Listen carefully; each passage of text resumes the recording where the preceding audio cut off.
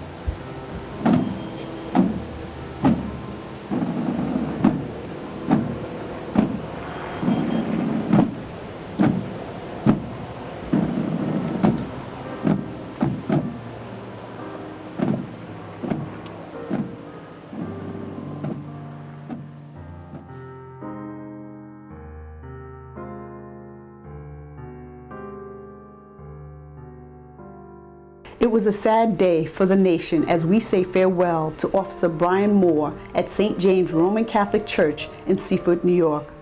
There was a sea of blue that lined up to salute this fallen hero. Hello, I'm Rosalind Nieves.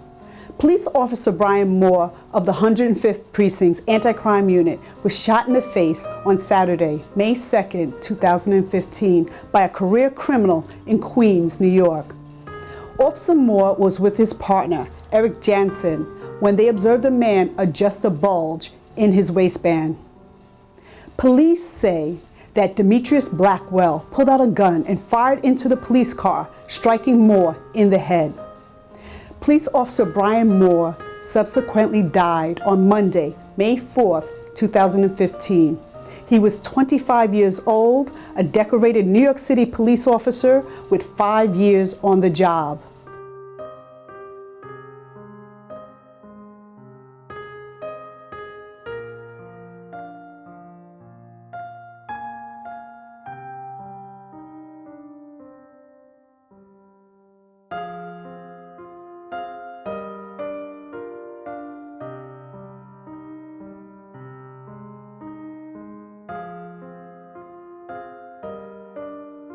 Family, friends, dignitaries, and thousands of law enforcement officers from around the nation gathered at St. James to pay their respects to Officer Moore and his family. Here is PBA President Patty Lynch, followed by Chief Kevin Mullis from Massachusetts, and also Officer Garland Moore from Nassau County Police Department. Today is a difficult day for every New York City police officer or anyone that puts a shield on their chest. Their families realize every day when they take that last step off their stoop, they may never return. I think it makes it extra dangerous. I think it makes it extra special when he comes from a family of police officers. They know the danger firsthand. I have two sons that proudly wear the uniform of a New York City police officer. I could not imagine the grief that this family is going through. Some folks say there's closure. For a New York City police officer in there's never closure. The pain never goes away. I think we get used to it, but it never goes away. So hopefully this is a time when the communities we serve say it's New York City police officers that allow us to worship as we will, say what we believe, and live in freedom. It's because a police officer is willing to stand and defend that right. Now, what should we do to improve police and community relations? You hear people talking about when something bad happens in the media, they brush the same stroke across every police officer. So what should we do to improve community and police relations? We should realize that the headline's always right, because the police officers we're talking about are your neighbors. The police officers' children go to school with your children. They're out there doing a difficult job. Policing is never pretty. It's a difficult job, and sometimes it's violent. Sometimes there's tragedies. But we have to realize that they're human beings living in this great city, living in our communities, right next door to you. When we understand each other, that improves all relationships. Well, I believe that it's a duty and an obligation not only to honor the officer, although as Lincoln said at Gettysburg, I really can't honor him. There's nothing that I can do to add or detract to the heroism and the bravery and the sacrifice. But I think by being here as an example to the family and to anyone watching, to know that this is a proud, noble, honorable vocation in life, and this, I think, is a manifestation of that. And I hope that our presence here will provide some level of solace, comfort, and support to the family and loved ones and anyone who's been affected by this tragic death. And a reminder to all those out here that the price of freedom doesn't come cheaply, and it domestically is provided and supported by a police officer who gives you that safety. So, thank you. The NYPD's union chief, PBA president Pat Lynch, said a little while ago that today people from Massachusetts to California to Georgia will show up today, and they will not be, even though they'll wear those insignias from the different police forces, but today they are all New York cops. Absolutely. I think it's kind of like what J.F. Kennedy said at the Berlin Wall. Ich bin ein Berliner. Today we're all Berliners. I think today we're all united with our brothers and sisters on the NYPD. That's why many of us wear the same color uniform. The blue is affiliated with what we do. But I think, Pat Lynch was correct in what he said. Today we're all here together. Not only just the police, but members of the public who are showing a tremendous amount of support also. And it's unfortunate that maybe a day like this is what provides that visible manifestation of what the police do every day. But I just hope that people see this and understand that this is a tragedy that the department will move on from, hopefully. The family will never move on totally, but this day will be something that they will look back on and feel some level of comfort, pride, solace, and consolation. Officer Moore took the time to answer a few questions. I was able to ask him how many people came out from his department. If I had to guess, a couple hundred. And do people really realize how strenuous the job is and how it impacts their family members and the officer? Unfortunately, they don't. You know, it's a great job, but it can be a stressful and dangerous job that we can see. So the public in general do not understand that, behind all these officers are family members. And when something negative happens in the community, do people paint a picture with a broad stroke? Yes, unfortunately they do. They broad that all officers are bad when something unfortunately happens, and that's not the case. There's a lot of many good officers. So they paint us all as one, and that's not true when it comes to things like that. Congressman Peter King was very vocal. He was asked, what can politicians do to help improve police and community relations?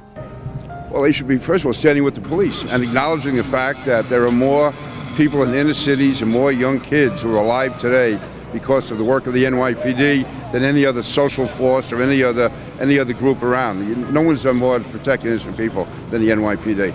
Retired officers of every rank were in attendance. James Tuller and John Mangan. Well, I came out to pay respects to Officer Brian Moore and to his family, and it's just my way of saying thank you to Brian for what he did for the city. He's a young cop. It's a shame what happened, but if I wasn't here, I'd really feel bad. Unfortunately, it's a very sad day for NYPD, City of New York, and including myself. And hopefully we'll never have to attend something like this ever again. But unfortunately, things do happen, and maybe one day we'll be back at the same situation. Hopefully, with the help of God, I pray to St. Jude each and every day that nothing like this will ever happen. Thank you very much.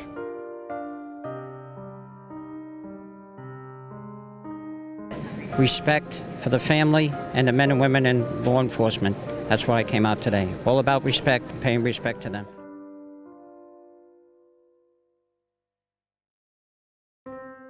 The crowd was filled with people from the community and family members of police officers. Just listen to Marge Titanic. I came here to be part of the community, and our hearts are bleeding for the family and for him. And I can't even talk. I just start to cry. My granddaughter's on the job, and my son just retired. So we're all here to pay our respects. We lost a son from Massapequa and a brother from the police department. Lauren's husband is a sergeant with the NYPD, and she came out with her family to mourn the loss of Officer Moore. It's not an easy job that my husband does, and Let us say farewell worry to every day Detective for Brian his safety Moore and for everybody's as he begins his journey to a new assignment. hope that there are some changes coming hero so we don't of have the to city. go through this again. Reverend Terry Lee expressed his condolences. Well, my heart is heavy, for this family, and I'm certainly feeling the pain, and I'm crying tears on the outside and on the inside because, of what is happening in our city, right now, and it's painful.